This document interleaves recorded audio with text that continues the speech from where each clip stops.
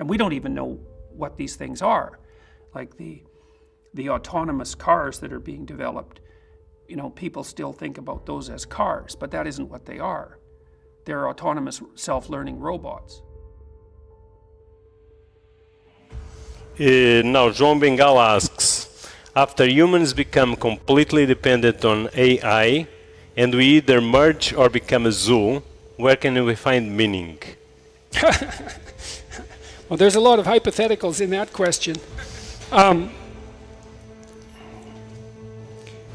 don't really know how to answer that, because I don't think it's within the scope of anyone's vision to predict even what's likely to happen over the next 40 years, because the rate of technological advance is so insane that in some sense all bets are off. And I really mean that. You know, I have a variety of contacts in Silicon Valley, and there are people there that I've been communicating with who believe that it's already within their power to build an AI machine that will have higher computational capacity than the human brain.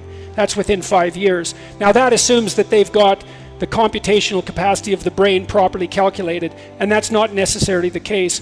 But even if they're out by a factor of 10, that's not many iterations past that. Now maybe we don't understand the brain at all, that's certainly possible, but it isn't just the rapid increase in computational power that's doubling so quickly. I don't know if how many of you watched the Boston Dynamics videos? So, how many of you don't know what I'm talking about?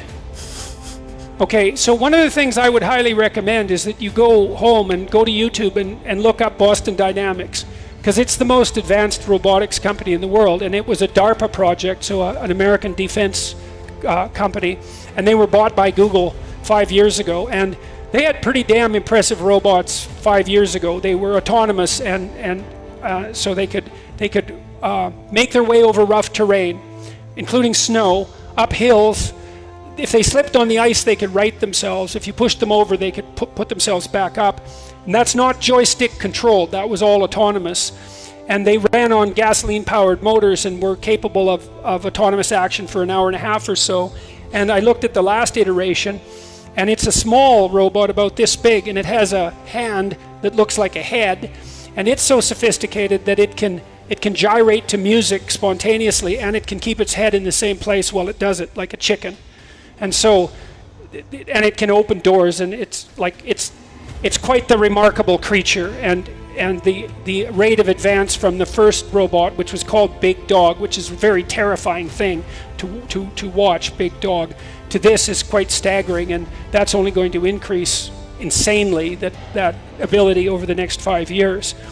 And you know, there's something very strange about robots that people don't generally think about. Some people do.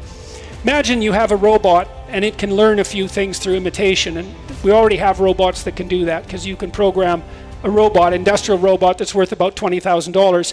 You can move its arm the way you want it to move its arm, and then it will move its arm that way.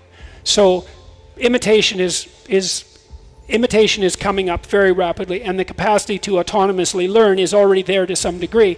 Let's say you have a robot that can learn a little bit, not much, but then let's say you have 20 million of them, and they're all exactly the same, and they have exactly the same architecture. And so what that means, as soon as one robot learns something, then all 20 million of them learn it. And so if each robot is learning one thing a day, then the whole herd is learning 20 million things a day. And so once we hit a certain threshold, the rate of increase in robotic intelligence is going to be just something that we can't even comprehend. I talked to the people at Tesla who ran the autonomous car division, and they know perfectly well they weren't creating autonomous cars, because an autonomous car isn't a car. It's a robot, and it's not just a robot, it's a fleet of robots, and it's a fleet of intelligent robots, and some of the functions that it will perform will be the functions of a car, but to think about that as a car is just, you're just confused. It's like to think of a car as a horseless carriage. The person who ran the division told me that they'd already had plans instantiated so that all the Tesla cars map the roads, and they're mapping them at an increasingly high level of resolution, and then they share the data. And they expected to get to the point where the car would be able to predict where the bumps on the road were that it was approaching and adjust the suspension so that when you hit the bump you wouldn't feel that at all, because the suspension would have mapped the bump before it encountered it. And so, and that's just, you know, it seems like a trivial example in some sense, but it's not trivial. It's an example of how unbelievably quickly this technology is progressing. So now, what are we going to do about that?